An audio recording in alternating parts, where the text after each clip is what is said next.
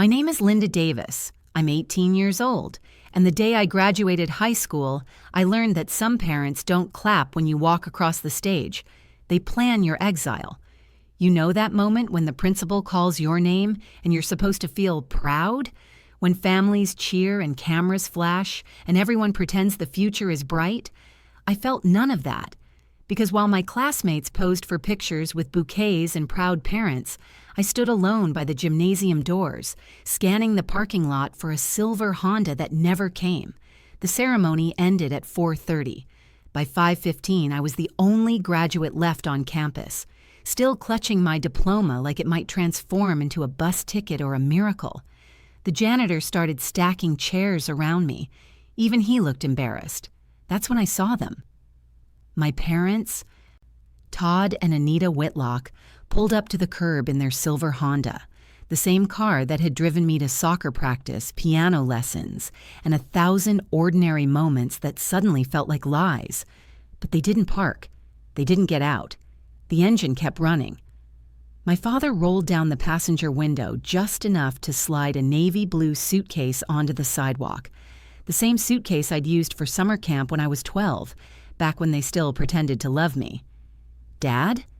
I walked toward the car, my graduation gown catching on my heels. What's happening? Where am I supposed to go? He wouldn't look at me, just stared straight ahead like I was a stranger asking for directions. You wanted independence, Linda. Here it is. My mother leaned across the passenger seat, her face a mask of cold determination. You'll figure it out. You always said you were smarter than us. But The words died in my throat as the window rolled up. Just like that. No hug, no explanation, no goodbye. The Honda pulled away from the curb, turned left at the stop sign, and disappeared into traffic. I stood there holding my diploma in one hand and staring at the suitcase like it might explain what had just happened to my life. Inside the suitcase, I found winter sweaters in June heat, thick socks and a wool coat that smelled like our basement. At the bottom, underneath a pair of boots I'd outgrown 2 years ago, was a folded piece of notebook paper with my mother's handwriting, "You're an adult now." That was it. 18 years of birthdays and bedtime stories and family dinners reduced to 5 words on lined paper. I tried calling them. The phone rang once, then went straight to a recording. The number you have dialed is no longer in service. They'd changed their number. On graduation day, while I was walking across the stage, my hands shaking, I opened my banking app. Account closed. The savings account I'd built from 3 years of part-time jobs, gone. The checking account with my graduation money from my grandmother, gone. Even the small college fund they'd started when I was born, transferred out that morning while I was getting ready for the ceremony. I tried my brother Joseph next. He was only 16, still living at home, still their golden child who never questioned anything. The phone rang 4 times before he picked up. Joey, thank God. Something's wrong with Mom and Dad. I can't talk to you anymore, Linda. His voice was quiet, scared. Mom said not to contact you anymore. What do you mean you can't talk to me? I'm your sister. I'm sorry. The line went dead. I called back, straight to voicemail. He'd blocked me. Standing there on the sidewalk outside my high school, I took inventory of my new life. 1 suitcase full of winter clothes, $18 in cash from my wallet, a cell phone that would stop working when the bill came due in 2 weeks, and a diploma that suddenly felt worthless in my hands. The storm clouds I'd been ignoring all afternoon finally opened up. Rain soaked through my graduation gown, turning the cheap polyester into a cold, clinging shroud. I grabbed the suitcase handle and started walking because standing still felt like giving up. I walked 12 blocks to our house, my house, the only home I'd ever known. The key didn't work. They'd changed the locks. I pressed my face to my bedroom window and saw nothing. Empty walls where my posters used to hang, bare carpet where my desk and dresser had been. They hadn't just kicked me out, they'd erased me, like I'd never existed at all. Mrs. Patterson from next door came out to water her flowers, saw me standing there soaked and shivering, and quickly went back inside. She'd known me since I was 5 years old. She'd given me Halloween candy and helped me find my cat when he got lost. But she wouldn't meet my eyes. That's when I understood. This wasn't a mistake or a misunderstanding. This was planned, coordinated. They'd told the neighbors, changed the locks, closed my accounts, cut off my phone, sold my belongings, all while I was sitting in a gymnasium, believing I was graduating into a future that included them. I sat on the front steps of the house where I'd learned to walk, where I'd blown out birthday candles, where I'd cried over broken hearts and celebrated small victories. The rain kept falling, and I kept sitting, because I didn't know where else to go. A police car slowed down as it passed. The officer looked at me through his windshield, a soaked teenager with a suitcase, clearly homeless, clearly not supposed to be there. I stood up and started walking before he could stop and ask questions I couldn't answer. By the time I reached downtown, it was getting dark. The rain had stopped, but I was still soaked through. My graduation gown was ruined, so I took it off and stuffed it in a trash can outside the bus station. 18 years of preparation for a future that had just been canceled. I found a bench under a streetlight and opened the suitcase again, hoping I'd missed something, a phone number, an address, some clue about what I was supposed to do next. But there was nothing except those winter clothes and that note. You're an adult now. As if being an adult was something that happened to you overnight. As if 18 years of dependence could be erased by a birthday and a piece of paper. I counted my money again, $18. Not enough for a hotel room, not enough for a bus ticket to anywhere that mattered.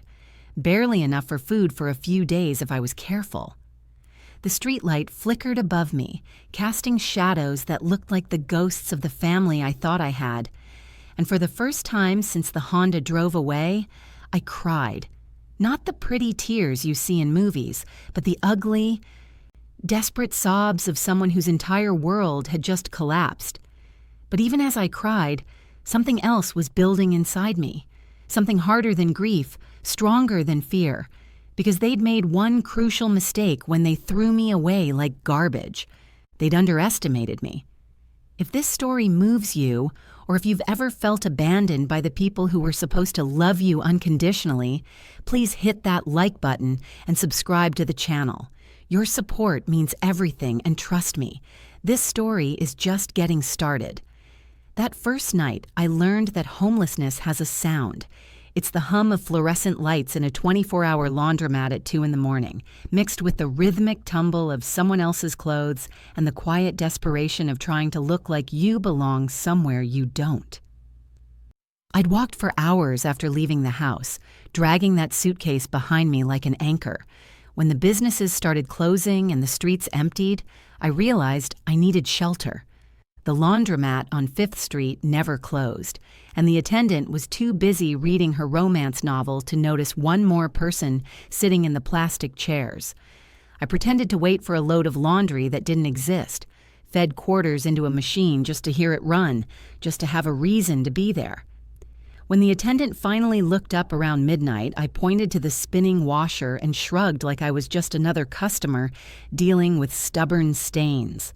The chairs were designed to be uncomfortable, to keep people from lingering. But uncomfortable was better than the street.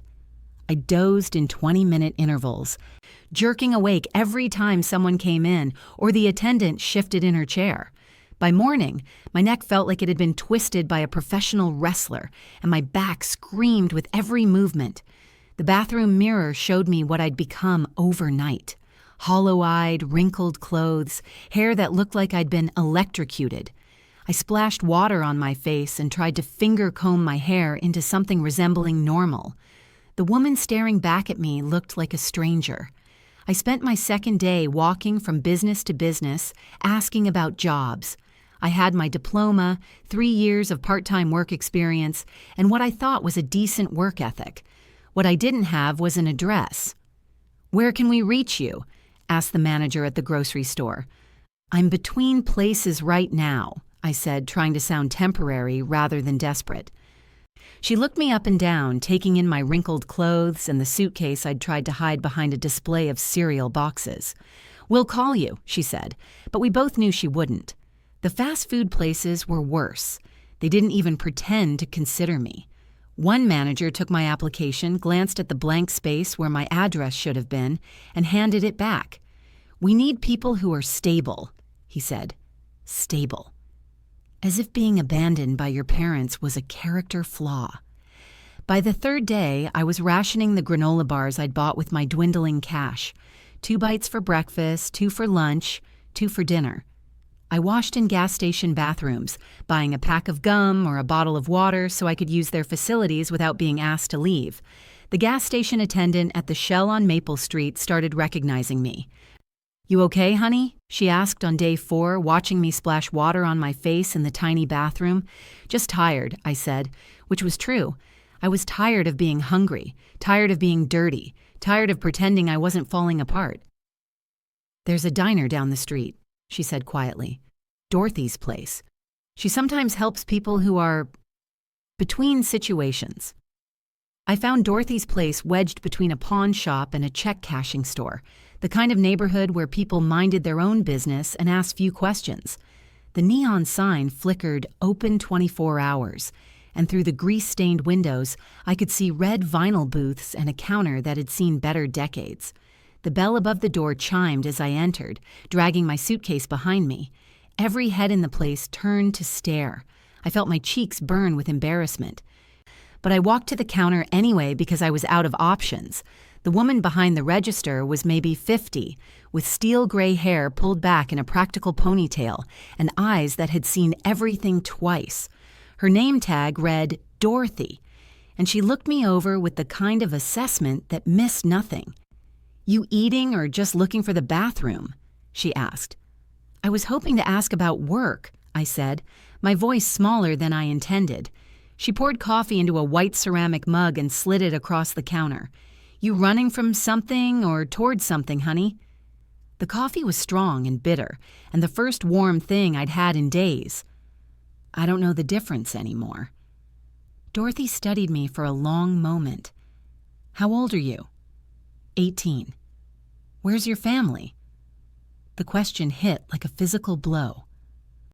"Gone." She nodded like that explained everything. "You got experience?" 3 years at a pizza place.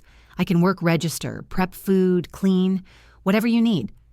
"What I need," Dorothy said, "is someone who shows up on time, works hard, and doesn't steal from me. You think you can do that?" "Yes, ma'am."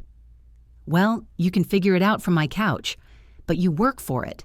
60 hours a week, minimum wage under the table. Because I'm guessing you don't have an address for tax forms. You clean the apartment upstairs after your shifts, and you don't bring any drama into my business. Deal?" I stared at her, not quite believing what I was hearing. "You're offering me a job and a place to stay? I'm offering you a chance. What you do with it is up to you." The apartment above the diner was barely bigger than a closet. A fold-out couch, a hot plate. A bathroom the size of a phone booth, but it had a lock on the door and a roof that didn't leak, and after 4 nights of sleeping in public places, it felt like a palace. Dorothy handed me a handwritten schedule that first week. Monday through Saturday, 6 a.m. to midnight. Sunday, 8 a.m. to 6 p.m. 62 hours total, which came out to $87.50 after she deducted rent for the couch and utilities. "That's less than minimum wage," I said, looking at the numbers. "That's survival wage," Dorothy corrected. "You want minimum wage? Go work somewhere that requires an address and references." She was right, and we both knew it. I folded the schedule and put it in my pocket like a lifeline. The work was harder than anything I'd done before. Dorothy ran the diner like a military operation. And she expected perfection from everyone, especially me. I learned to flip eggs without breaking the yolks, to remember 6 orders without writing them down, to smile at customers who treated me like I was invisible. "Faster," Dorothy would bark when I was wiping down tables. "The coffee doesn't pour itself." "Yes, ma'am." "And stop saying ma'am. This isn't the army. It's a diner." But underneath the tough exterior, Dorothy was teaching me things my parents never had: how to balance a register to the penny, how to read people's moods and adjust my service accordingly, how to work when you're exhausted, when your feet hurt, when you'd rather be anywhere else in the world. "You've got good instincts," she told me after my second week, watching me handle a difficult customer who was complaining about everything from the temperature of his coffee to the color of the napkins. Most people would have told him where to stick it by now. "I need this job," I said simply. "No," Dorothy said. "You need to learn that every job teaches you something. This one's teaching you patience and resilience. Pay attention." I kept the job rejection slips in a shoebox under the couch. 15 applications, 15 rejections, all with some variation of no permanent address or unable to verify references written in the margins. They were proof of how close I'd come to having nothing, and I looked at them every night before I went to sleep. Dorothy's handwritten schedules became my calendar, my structure, my proof that someone believed I was worth investing in. Even when she was yelling at me for forgetting to refill the ketchup bottles or moving too slowly during the lunch rush, I knew she was on my side. "Why did you help me?" I asked her one night as we were closing up. She was counting the register, her fingers moving quickly through the bills. "Because somebody helped me once when I was about your age and just as lost as you are now." "What happened to your family?" "Same thing that happened to yours, I'm guessing. They decided I wasn't worth the trouble." She looked up from the money. "But here's what I learned, and what you're going to learn. Family isn't about blood. It's about who shows up when you need them." That night, lying on the fold-out couch in the tiny apartment above the diner, I realized something had shifted. For the first time since graduation day, I wasn't just surviving. I was learning, growing, becoming someone stronger than the girl who'd been thrown away like garbage. But I had no idea that the hardest work was still ahead of me. 6 months into working at Dorothy's place, I could run the morning shift with my eyes closed. Coffee brewing by 5:30, grill heated to exactly 350 degrees, register counted and ready before the first customer walked through the door at 6 a.m. sharp. Dorothy watched me work with the critical eye of a drill sergeant, but I caught her nodding approvingly when she thought I wasn't looking. "You're getting the hang of it," she said one morning, watching me handle the breakfast rush without breaking a sweat. "It's not rocket science," I replied, flipping pancakes with one hand while pouring coffee with the other. "No, but it's honest work. And honest work builds character." She paused, studying me. "You thinking about doing this forever?" The question caught me off guard. I'd been so focused on surviving day to day that I hadn't thought much about the future. "I don't know. Should I be?" "That depends. You want to own a place like this someday, or you want to work for someone else your whole life?" That night, I walked to the public library and checked out every book they had on small business management. I read during my breaks between customers and late into the night by the light of the single lamp in my tiny apartment. Dorothy noticed the book stacked beside the register. "Business school?" she asked. "Can't afford business school, but I can afford library books." She smiled, the first real smile I'd seen from her in months. "Smart girl. But books only teach you so much. You want to learn the real business, start paying attention to everything. How much we spend on supplies, how much we charge, why some days are busy and others are dead." So I started watching, really watching. I noticed that we sold more coffee on rainy days, more soup when the temperature dropped below 40 degrees. I saw which menu items had the highest profit margins and which ones we barely broke even on. I learned that the difference between success and failure in the restaurant business often came down to pennies per transaction. "You're thinking like an owner," Dorothy observed one afternoon, catching me calculating food costs on a napkin. "Is that bad?" "It's necessary. But if you really want to understand this business, you need more than what I can teach you here." That's when she handed me a community college catalog. "Night classes," she said. "Business management, accounting, marketing. I'll adjust your schedule so you can go." I can't afford college. Financial aid exists for a reason, and I'll give you a raise, $7 an hour instead of $6. But you have to promise me you'll stick with it, even when you're tired, even when it gets hard. I enrolled in 3 classes that fall: Introduction to Business, Basic Accounting, and Marketing Fundamentals. After working 12-hour shifts at the diner, I'd drive Dorothy's old pickup truck to the community college and sit in classrooms with kids who lived in dorms and worried about things like which fraternity to join. The first few weeks were brutal. I'd fall asleep during lectures, my head nodding forward until the professor's voice would snap me back to attention. My classmates looked at me like I was from another planet when I showed up in my diner uniform, smelling like bacon grease and coffee. But I kept going. I took notes on napkins when I forgot my notebook. I studied in the diner during slow periods, textbooks propped open beside the register. I wrote essays on the back of order pads and typed them up on the library's computers. My first semester grades arrived in the mail on a Tuesday morning, 2 A's and a B+. I stared at the transcript for a full minute, not quite believing it was real. "Told you so," Dorothy said when I showed her the grades. "Told me what?" "That you're smarter than you think you are." I kept taking classes, 1 or 2 each semester, building toward an associate degree in business management. Dorothy became my unofficial mentor, teaching me things no textbook could cover: how to handle difficult employees, how to deal with suppliers who tried to cheat you, how to read a profit and loss statement and actually understand what it meant. "The restaurant business is about more than food," she told me one evening as we were doing inventory. "It's about creating an experience. People don't just come here to eat, they come here to feel like they belong somewhere." I started noticing the regulars, learning their names and their usual orders. Mr. Peterson, who came in every morning at 7:15 for black coffee and wheat toast. Mrs. Rodriguez, who brought her grandchildren for pancakes every Sunday after church. The construction crew that showed up at 5 a.m. for coffee and breakfast burritos before heading to job sites. "You're building relationships," Dorothy observed, watching me chat with Mrs. Rodriguez about her grandson's baseball game. "That's the secret to this business. People don't just buy food, they buy the feeling of being cared for." By my second year at the diner, I was essentially running the place. Dorothy still owned it, but she trusted me to handle everything from scheduling to ordering supplies.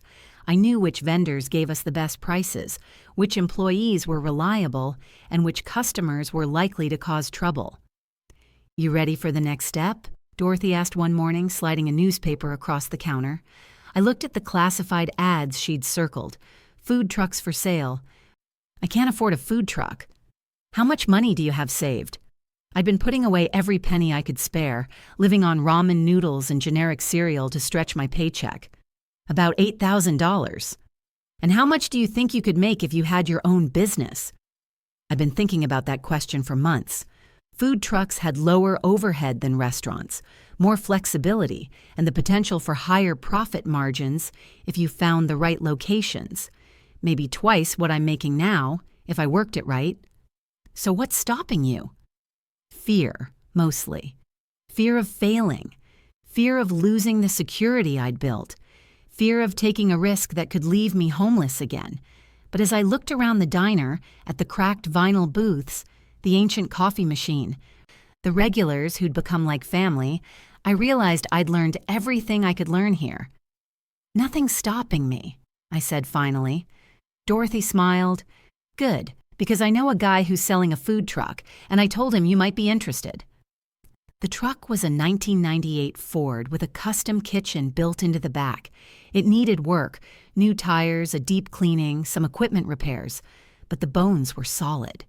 The owner, a man named Frank who was retiring after 20 years in the business, wanted $12,000 for it.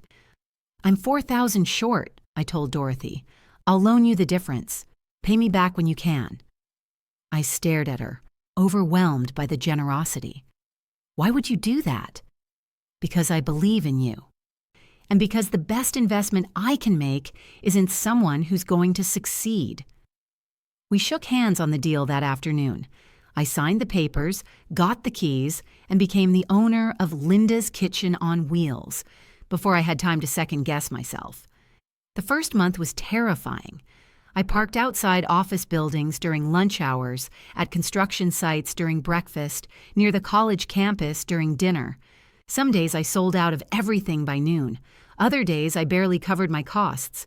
But slowly, steadily, I built a customer base.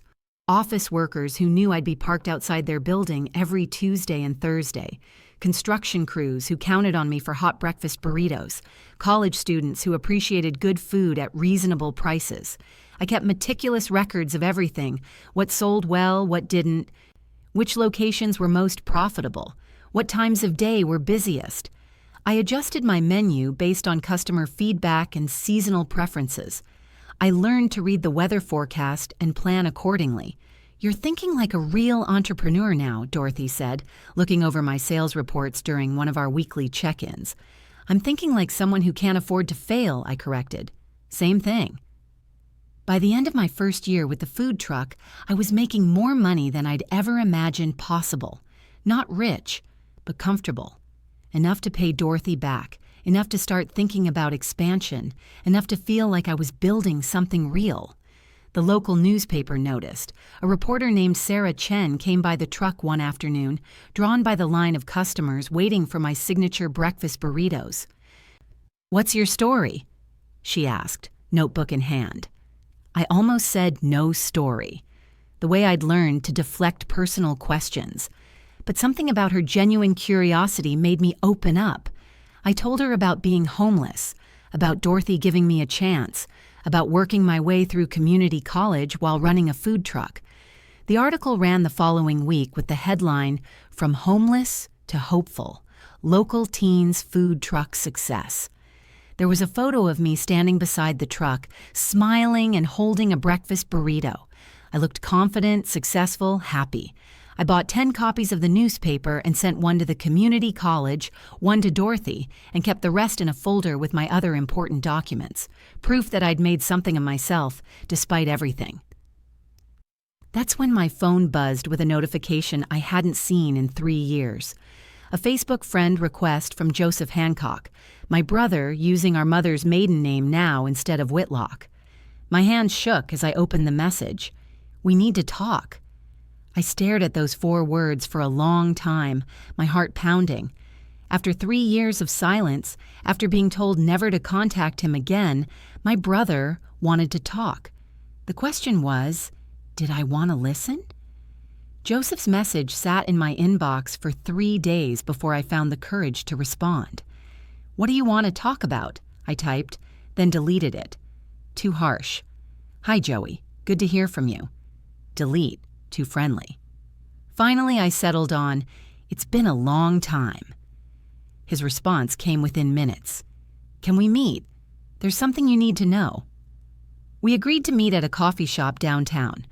Neutral territory where neither of us had history. I arrived early and chose a table near the back, my hands wrapped around a latte I was too nervous to drink.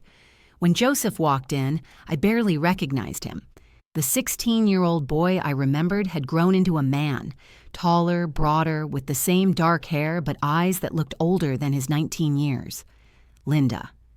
He sat down across from me, his voice uncertain. "You look successful." "I'm doing okay."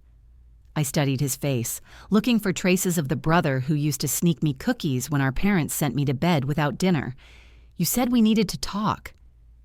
He pulled out his phone and showed me a video. It was a local TV news segment titled "Small Business Success Stories." And there I was, standing in front of my second food truck, the one I'd bought 6 months earlier to handle the growing demand. "Tell us about your journey," the reporter was saying. "I started with nothing," my voice said from the phone speaker. "No family support, no safety net, no college fund, just determination and the belief that hard work pays off. I've been completely self-made from day one." Joseph paused the video. "Mom and Dad saw this." My stomach dropped. "And? They want to reconnect." He couldn't meet my eyes. "They've been asking about you for months ever since the newspaper article came out. But after this interview," he gestured at the phone, "they're really upset about the no family support comment." I laughed, but there was no humor in it. "Upset? They abandoned me at my high school graduation. What kind of support did they think they provided? They said they were teaching you independence, that you needed to learn to stand on your own. By changing the locks and closing my bank accounts? By telling you never to contact me again? The old anger was rising, hot and familiar. Where were they when I was sleeping in laundromats, when I was working 60-hour weeks just to afford a couch to sleep on? Joseph flinched. I didn't know it was that bad. Because they didn't want you to know. They wanted you to think I was just being dramatic, that I'd chosen to leave. I leaned forward. Tell me the truth, Joey. What did they tell you about why I was gone? He was quiet for a long moment. They said you were ungrateful, that you'd said terrible things about them, that you wanted nothing to do with the family. They said you'd probably come crawling back when you realized how hard the real world was. The words hit like physical blows. Even after everything, hearing how they'd poisoned my own brother against me was devastating. And you believe them? I was 16, Linda. They were my parents. Of course I believe them. His voice cracked slightly. But I always wondered why you never tried to contact me. Now I know you did try. They just made sure I never got the message. We sat in silence for a moment, the weight of 3 lost years settling between us. Finally, Joseph spoke again. The TV interview has 2.3 million views online. It's been shared everywhere. Mom's been getting calls from her friends asking about her successful daughter. She's not handling it well. What do you mean? She's been telling people she always supported your entrepreneurial spirit, that she and Dad taught you everything you know about business. She's even posted old photos of you on Facebook with captions about how proud she's always been. I felt sick. She's rewriting history, completely. And now she wants to invite you to their 40th wedding anniversary party next month. She's planning this big celebration, invited half the town. She wants you there as proof of what a good mother she is. Before I could respond, my phone rang. The caller ID showed a number I hadn't seen in 3 years, but still recognized. My mother's cell phone. Don't answer it, Joseph said quickly, but I was already swiping to accept the call. Hello, Anita. Linda, sweetheart. Her voice was bright. Artificially cheerful. I saw your interview on the news. We're so proud of you. The casual use of we made my jaw clench. Proud of me? Of course. We always knew you'd make us proud, sweetheart. You got that entrepreneurial spirit from your father, you know, and your work ethic, that's definitely from my side of the family. I looked across the table at Joseph, who was shaking his head in disbelief. Make you proud? You threw me away like garbage. Oh, honey, that's not how it was at all. We gave you independence. Look how well it worked out. You're successful, you're strong, you're everything we hoped you'd become. The gaslighting was so smooth, so practiced, that for a moment I almost doubted my own memories. Almost. You changed the locks on the house, you closed my bank accounts. You told Joseph never to contact me. We were teaching you to be self-reliant, and it worked. You're a successful businesswoman now. You should be thanking us. I closed my eyes, trying to control my breathing. What do you want, Anita? I want to celebrate your success. Your father and I are having our 40th anniversary party next month, and we'd love for you to be there. All our friends are coming. The Hendersons, the Patels, the whole country club crowd. They're all so excited to meet our successful daughter. There it was. The real reason for the call. They wanted to parade me around like a trophy, proof of their excellent parenting. Your successful daughter? Of course. You're our greatest achievement, Linda. We can't wait to show you off. I hung up without another word. Joseph was staring at me. She really said you should thank them. She did. I felt strangely calm, like the eye of a hurricane. And she wants me at their anniversary party so she can take credit for my success. My phone buzzed with a text from an unknown number. This is your father. Your mother told me about the call. We hope you'll reconsider attending the party. It would mean a lot to us. Then another text, this one from a number I recognized as my Aunt Patricia. Saw your interview, so proud of my successful niece. Can't wait to see you at the anniversary party. And another from my cousin Michelle. OMG, Linda, you're famous. Mom showed me your TV interview. You look amazing. See you at Uncle Todd and Aunt Anita's party. I showed the texts to Joseph. How many people know about this party? Everyone. Mom's been planning it for months. She rented the ballroom at the Marriott, hired a caterer, sent out formal invitations. It's going to be huge. That evening, I found the formal invitation in my mailbox. Heavy cardstock, gold lettering, my name written in elegant script. Our successful daughter, Linda. Not just Linda, not our daughter, Linda. Our successful daughter, Linda. They weren't inviting me as their child. They were inviting me as their achievement. I sat in my apartment, a real apartment now, with a bedroom and a kitchen and furniture I'd bought myself, and stared at the invitation. 40 years of marriage, and they wanted to celebrate by showing off the daughter they'd abandoned. The irony was almost funny. Almost. Have you ever had family members who ignored you when you struggled, but suddenly wanted to claim credit for your success? Let me know in the comments, because what Linda does next will shock you. I spent the next week researching my parents' anniversary party like I was planning a military operation. The guest list, which Joseph had managed to get me a copy of, read like a who's who of our hometown's social elite.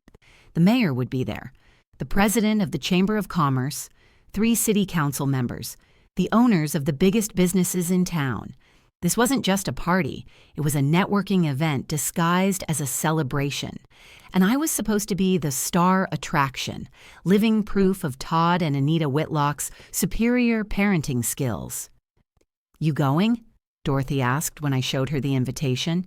We were sitting in her kitchen above the diner, sharing a bottle of wine and going over the books for my expanding business. I don't know. I traced the gold lettering with my finger. Part of me wants to ignore it completely, pretend it never happened. And the other part? The other part wants to show up and tell everyone exactly what kind of parents they really are. Dorothy refilled our wine glasses. You gonna let them parade you around like their prize? No. The word came out harder than I intended. I'm going to show them exactly what they threw away. Just remember, you don't need their approval anymore. You haven't needed it for a long time. She was right, but that didn't make the decision easier. I'd built a life without them, created success on my own terms, surrounded myself with people who actually cared about me.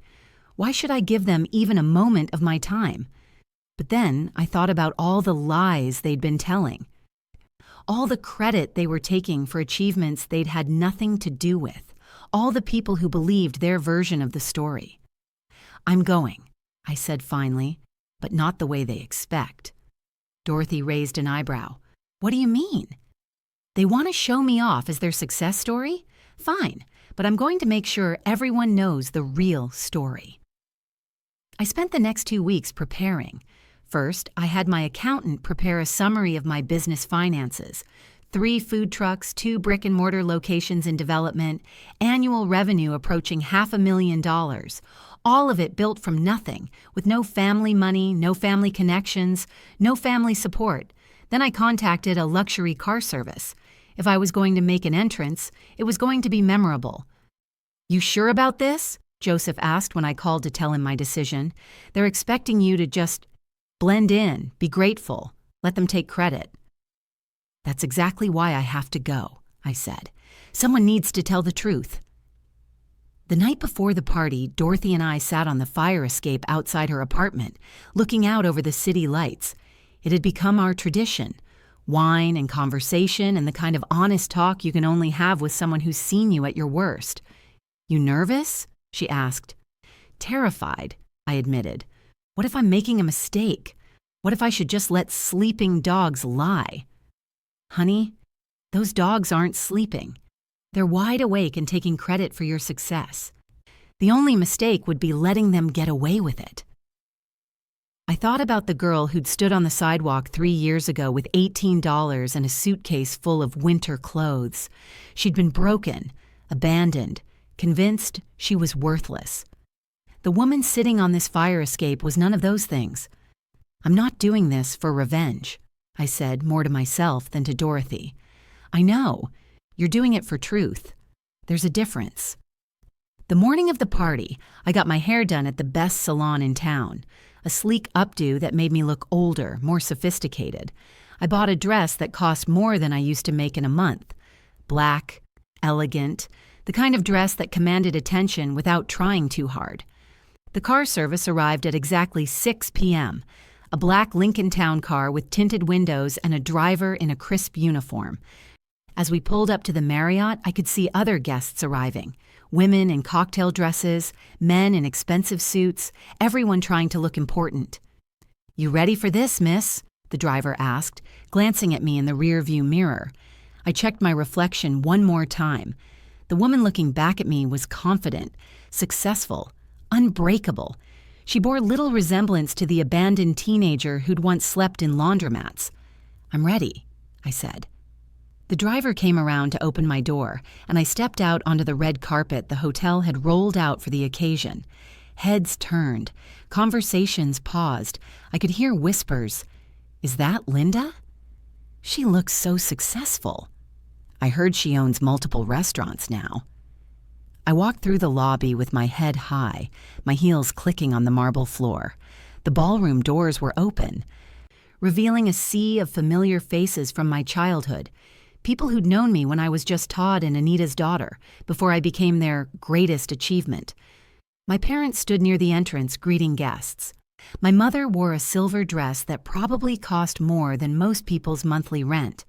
My father was in a tuxedo, looking every inch the successful businessman he'd always pretended to be. They saw me approaching, and their faces lit up with practiced smiles. My mother opened her arms as if to embrace me, already performing for the watching crowd. But I wasn't here to perform for anyone. I was here to tell the truth. "Linda?" My mother's voice carried across the ballroom, artificially bright and loud enough for everyone to hear. "Everyone, look who's here. Our successful daughter." The crowd turned toward me like a choreographed dance. I could see the recognition dawning on faces I remembered from childhood. Neighbors, family, friends, people who'd known me when I was just another kid in the neighborhood. Now they were looking at me with a mixture of curiosity and admiration, clearly impressed by my transformation. My mother rushed toward me with arms outstretched, ready to embrace me for the cameras that several guests had already pulled out.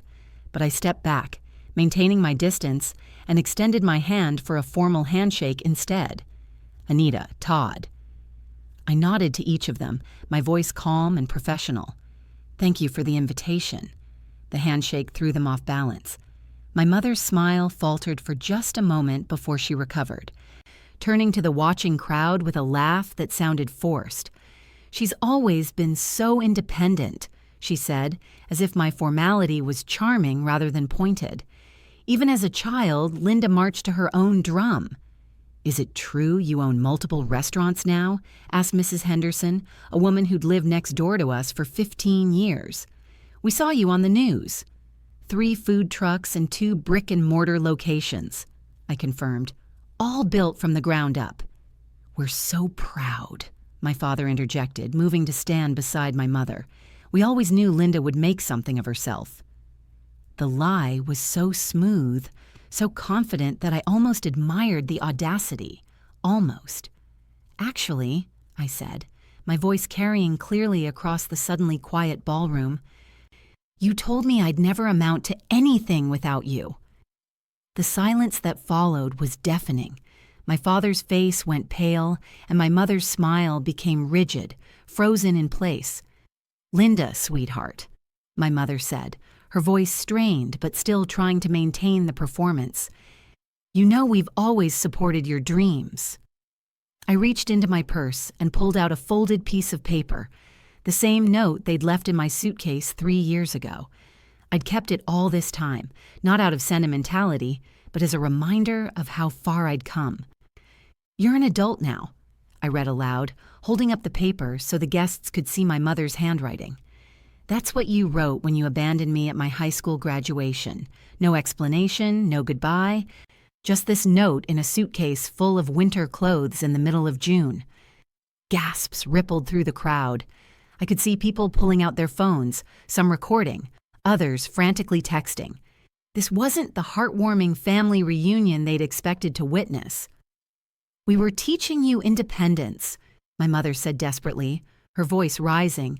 "Look how well it worked out." "You were abandoning your child," I replied, my voice steady and calm. "There's a difference." I pulled out my phone and showed the crowd a screenshot of my bank records from 3 years ago. "You closed my accounts on graduation day. While I was walking across the stage, you were transferring out the money I'd saved from 3 years of part-time work." My father tried to step forward, his hands raised in a placating gesture. "Linda, this isn't the time or place." "When would be the right time?" I interrupted. "When you finish telling everyone how proud you are of the daughter you threw away like garbage?" The ballroom was completely silent now, except for the soft clicking of phone cameras. I could see the mayor in the crowd, his face a mask of uncomfortable surprise. The Chamber of Commerce president was slowly backing toward the exit. "You want to know the real story?" I continued, addressing the crowd directly. "I was homeless for 4 days after graduation. I slept in laundromats and washed in gas station bathrooms. I was turned away from job after job because I didn't have an address to put on applications." I pulled out the newspaper clipping from my purse, the one with the headline, "From Homeless to Hopeful." This is what your teaching independence actually looked like. A teenager living on the streets because her parents decided she wasn't worth the trouble anymore. My mother was crying now, but they weren't tears of remorse. They were tears of humiliation, of a carefully constructed image crumbling in front of her social circle. "We thought," she started. "You thought you could rewrite history," I said. "You thought you could take credit for success you had nothing to do with. But the truth is, I succeeded despite you, not because of you." I looked around the ballroom at all the faces staring back at me, some shocked, some sympathetic, some clearly uncomfortable with the family drama they were witnessing. "I didn't come here for revenge," I said, my voice carrying to every corner of the room. "I came here because someone needed to tell the truth. These people deserve to know what kind of parents you really are before they let you take credit for raising a successful daughter." I turned back to my parents, who were standing frozen in the center of their ruined celebration. "Congratulations on 40 years of marriage. I hope you're happy together because you'll be celebrating alone from now on." I walked toward the exit, my heels clicking on the marble floor, the crowd parting before me like water. Behind me, I could hear the murmur of voices starting up again, the whispered conversations and shocked exclamations of people trying to process what they'd just witnessed. At the ballroom doors, I turned back one last time. My parents were still standing in the center of the room, looking small and diminished under the crystal chandeliers. The party they'd planned as a celebration of their success had become a public reckoning with their failures. I didn't feel triumphant. I didn't feel vindicated. I felt something much better than either of those things. I felt free. The ride back to Dorothy's place was quiet. The driver, professional to the end, didn't ask questions about why I was leaving the party so early or why I looked like I'd just survived a battle. I stared out the tinted windows at the city lights, feeling strangely empty after months of anticipation. Dorothy was waiting for me in the diner, even though it was past closing time. She'd kept the coffee pot on and had 2 pieces of apple pie ready on the counter. She took one look at my face and poured me a cup without asking how it went. "You okay?" "Honey?" I sat down on the familiar red vinyl stool and took a sip of coffee. It was strong and bitter and exactly what I needed. "I think so. It's hard to tell." "Did you say what you needed to say?" "I did, in front of about 200 people, including the mayor and half the city council." I laughed, but it came out shaky. I think I may have just destroyed their social standing. "Good," Dorothy said firmly. They had it coming. We sat in comfortable silence for a while, eating pie and drinking coffee in the diner that had become more of a home to me than the house where I'd grown up. The familiar sounds, the hum of the refrigerator, the tick of the old clock on the wall, the distant rumble of late-night traffic, were more comforting than any symphony. "How do you feel, honey?" Dorothy asked eventually. I considered the question seriously. Free. For the first time in years, completely free. That's what happens when you stop needing their approval. She was right. For 3 years, I'd been carrying the weight of their abandonment, letting it drive me to prove myself worthy of love I'd never actually lost, because the people who truly loved me, Dorothy, Joseph, the employees who'd become like family, the customers who'd supported my business, had never needed proof of my worth. "I have something to tell you," I said, pulling a folder from my purse. "I've been working on this for months, but I wanted to wait until tonight to make it official." Dorothy raised an eyebrow as I slid the papers across the counter. "What's this?" "Incorporation papers for the Second Chances Foundation, a nonprofit to help homeless youth get back on their feet. Job training, temporary housing, educational scholarships, everything I wish I'd had when I was sleeping in laundromats." Dorothy's eyes widened as she read through the documents. "Linda, this is incredible. But the startup costs alone must be $200,000, I finished. "I'm the primary donor and founder. We're starting small, maybe help 10 kids the first year, but I want to grow it into something that can make a real difference." Dorothy looked up from the papers, her eyes bright with tears. "You're going to change lives with this." "Someone changed mine," I said, looking at the woman who'd given me a chance when no one else would. "Seems only fair to pass it along." The next morning, I called the local newspaper and arranged an interview about the foundation. The reporter, Sarah Chen, was the same one who'd written the original article about my food truck success. "This is quite a departure from the restaurant business," she said, her recorder running between us on the diner counter. "Not really," I replied. "Both are about feeding people. One feeds their bodies, the other feeds their hope." The article ran the following week with the headline, "Local Entrepreneur Launches Foundation for Homeless Youth." The photo showed me standing outside the small office space I'd rented for the foundation, holding a check made out to our first scholarship recipient, an 18-year-old named Marcus who'd been living in his car since aging out of foster care. Marcus reminded me of myself at that age, proud, scared, determined not to let anyone see how desperately he needed help. When I handed him the scholarship check that would cover his first year of community college tuition, he stared at it like he couldn't believe it was real. "Why me?" he asked. "Because someone believed in me when I needed it most," I said. "Now I'm believing in you." The foundation grew faster than I'd expected. Donations came in from customers, from other business owners, from people who'd read the newspaper article and wanted to help. Within 6 months, we were helping 20 young people.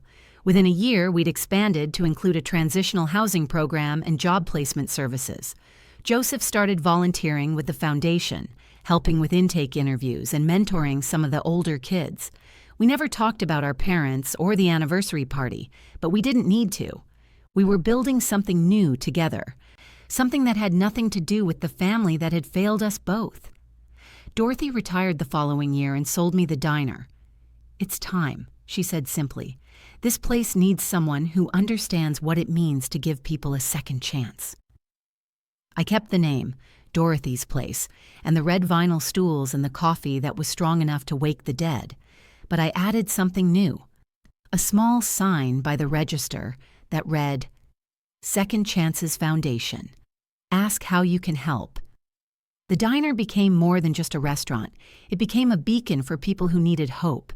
I hired 3 of my foundation kids as full-time employees, watching them transform from scared, homeless teenagers into confident young adults with paychecks and purpose. Maria, who'd been sleeping in abandoned buildings, became my best morning shift manager. David, who'd aged out of foster care with nothing but a garbage bag of clothes, learned to cook and eventually opened his own food truck with a loan from the foundation. Every morning I'd arrive at 5 a.m. to start the coffee and prep for the breakfast rush. But before I unlocked the doors, I'd stand in the quiet diner and remember the girl who'd once sat in these same booths, counting her last $18 and wondering if she'd survive another day. That girl felt like a stranger now, but I carried her story with me like a compass, always pointing toward compassion. The foundation kept growing. We opened a second location in the next county, then a third. Local businesses started partnering with us, offering internships and job training programs. The mayor, the same one who'd witnessed my confrontation with my parents, asked me to serve on the city's Homeless Services Advisory Board. I said yes, not because I wanted recognition, but because I remembered what it felt like to be invisible. One evening, about 2 years after taking over the diner, I was closing up when a young woman walked in. She was maybe 19, carrying a backpack that looked like it held everything she owned, her eyes darting around nervously like she was ready to run at the first sign of trouble. "We're closed," I said gently, "but I can make you a sandwich if you're hungry." She shook her head quickly. "I don't have money." "I didn't ask if you had money. I asked if you were hungry." She broke down crying right there by the door, and I knew exactly what she was feeling. That overwhelming relief of finding someone who saw you as human instead of a problem to be solved. Her name was Jessica, and she'd been kicked out by her family for being gay. I gave her a job, a place to stay, and most importantly, a family that would never abandon her for being exactly who she was meant to be. 3 years after that anniversary party, I received a wedding invitation in the mail. Joseph was getting married to a woman named Sarah, and he wanted me to be there, not as a symbol of family success or a trophy to show off, but simply as his sister. I went, of course, and when he introduced me to his bride's family, he said, "This is my sister Linda. She's the strongest person I know." Not successful, not accomplished, strong. It was the best introduction I'd ever received. As I watched Joseph dance with his new wife, I thought about the different paths our lives had taken. He'd stayed in the family system, worked within it, found a way to love our parents despite their flaws. I'd built something entirely new, created a chosen family from the people who'd shown up when it mattered. Neither path was wrong. They were just different ways of healing from the same wound. The foundation now helps over 100 young people each year. We've prevented dozens of kids from experiencing the homelessness I went through, and we've helped countless others rebuild their lives after hitting rock bottom. Every success story feels personal. Every graduation or job placement or stable housing situation feels like a small victory against the forces that try to convince vulnerable kids they don't matter. But the real victory isn't in the numbers or the newspaper articles or the awards the foundation has won. It's in the quiet moments. When Jessica texts me a photo of her college acceptance letter, when Marcus calls to tell me he's buying his first house, when a scared teenager walks into Dorothy's place and finds exactly what I found all those years ago, someone who believes they're worth saving. Linda's story proves that sometimes the family that abandons you isn't your real family. Your real family is the people who choose to love and support you. If this story inspired you to never give up on yourself, please share it with someone who needs to hear it. And remember, your worth isn't determined by who stays or who leaves. It's determined by who you choose to become.